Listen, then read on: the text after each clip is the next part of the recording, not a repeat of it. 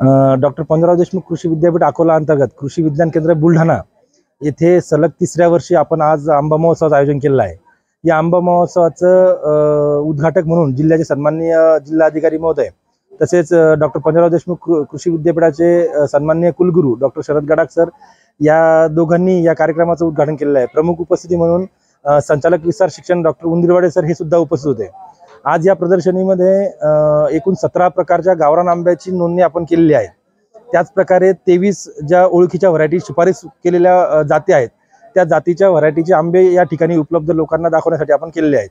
त्याचप्रमाणे एकूण 17 जे शेतकरी उत्पादक आहेत आंब्याचे त्यांनी स्वतःचे शेतातील आंबे विक्रीसाठी आणलेले आहे आणि साधारण 2 ते 3 हजार किलो म्हणजे साधारण 20 ते 30 क्विंटल टन आंबा आज विक्री या ठिकाणी होण्याची अपेक्षा आहे।